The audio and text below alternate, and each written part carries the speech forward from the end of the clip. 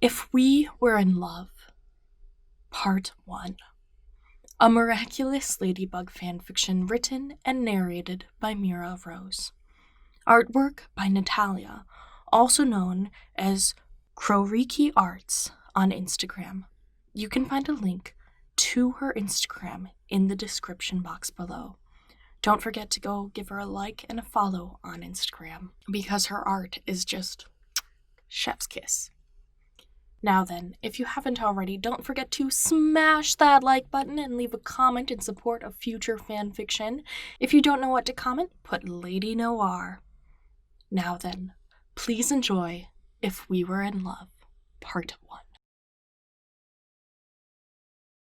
Oh, this hurt her heart. Ladybug gazed at all the preparation in front of her. Roses and petals, dinnerware and see-through glasses. He'd gone all out, but for what? An opportunity to let her partner down again? Cat, she began, a hand pressed to her lips. This is too much. To celebrate our partnership? She felt his hand on her shoulder. I don't think so. She turned around to get a better look at him, smiling down at her in a way that made her chest squeeze painfully. No, this wasn't right. This wasn't partnership celebration decor. This was seductive decor, however innocent the intentions behind it might be. This is inappropriate. Cat pulled her close, tucking her head under his chin. You think? The words landed softly on her ears, and she could feel his breathing from being so close. No. She didn't have feelings for him. It was just the moment. Besides, he said he moved on a long time ago. I do. Pull away. Pull away from this warmth. Yeah, it was her face and body that was warm, not her heart. Remember, Truth Seeker? Cat wrapped his arms around her. There was no denying this was a hug now. The Akuma victim? Remember what you said after she struck you? Her ears burned. While there were some times when, under a victim's influence, a person may not remember what was said or done, there was influence that didn't tamper with a person's memory. That doesn't count. It's impossible to lie to Truth Seeker. How would you know? She didn't get you in that fight. Oh, she did. But I make a point of wearing my heart on my sleeve, my lady. How long was he going to hold her like this? It was terribly cozy, and that made her even more uncomfortable. Regardless, I plead. She tapped his chest, hoping he'd release her. Come on, join me for dinner. Well, she had promised she would. I won't go back on my word. Good, because it's already paid for. Where is it? Sure, the table was set, but this was a rooftop, not a restaurant, and there was no meal in sight. I have carapace on delivery. Ladybug blinked twice. Cat said he'd collect the Miraculous from him this evening, but... You're using a Miraculous for meal delivery? Her voice was louder than intended as she pushed off his chest with both palms. Friends with benefits, superhero edition. She stared him down for a moment, but all he did was laugh. Well, I did promise dinner. She meant, like, American Grease to go, but it wasn't specified, so... And here she was. My dudes!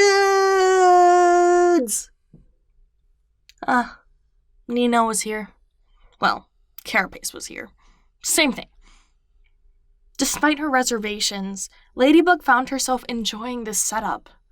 Sure, the decor was over the top and cheesier than Leon's store, but Cat's cheeks glowing in the candlelight with Paris as a backdrop?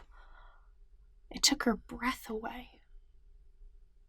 "This is really good, thank you," Ladybug said, stirring her soup before taking another bite.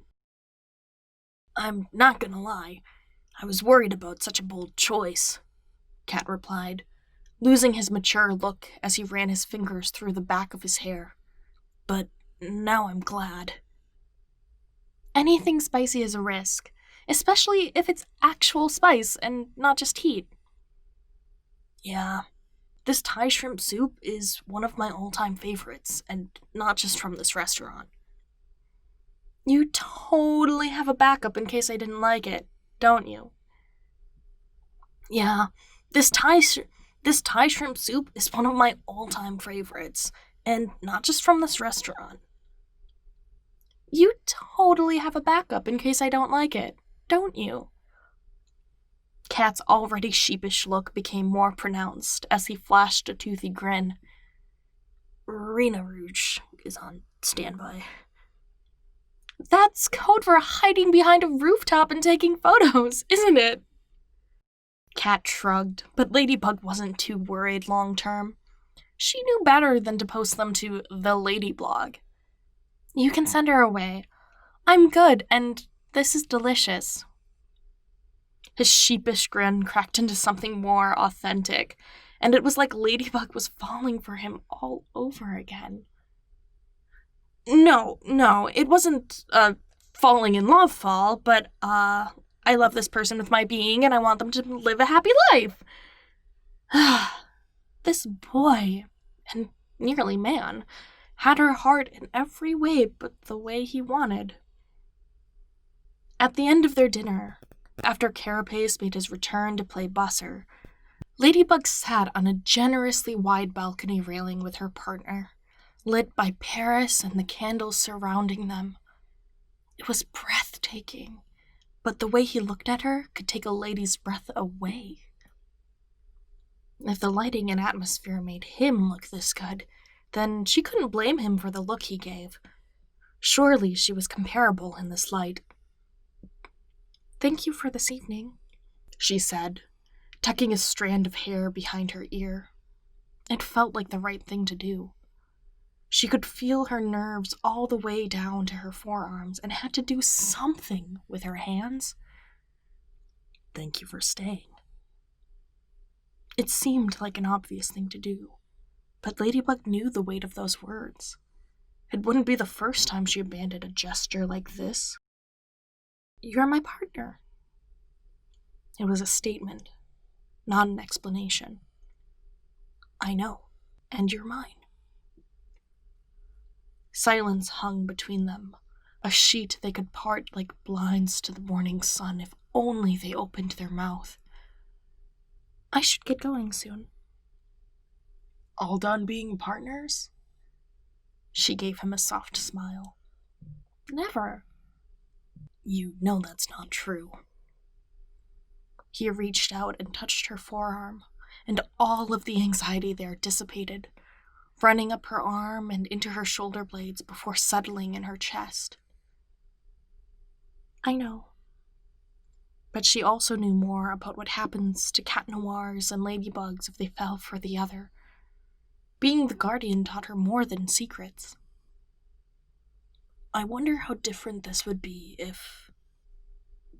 Cat Noir cut himself off, choosing to look at the city instead of her. "If?" Ladybug wasn't sure if she wanted the answer. "If we were in love." The sentence gripped her heart as his eyes met hers, but the energy in the silence was unmatched to anything they'd shared before it. It would be like her to stutter, or make an excuse, or simply leave, but she couldn't. Ladybug just sat there, motionless in his gaze until his grip on her arm tightened, then melted away. "Have a good night, LB," Cat said, making no motion to move. Have a good night, Cat. Ladybug couldn't feel her cheeks and couldn't tell if she blushed under his gaze, but she couldn't take her eyes off him. Oh, sugar and cookies. This was a kissing moment, wasn't it? But no kiss came. Cat Noir leaned in as if to say something, looked away, sighed, squeezed her forearm one last time, and let go, sliding off the railing. I'll see you around. Yeah, she said, finally feeling the heat burning her cheeks. I'll see you around. And just like that, the night was over. And just like that, Ladybug was in love.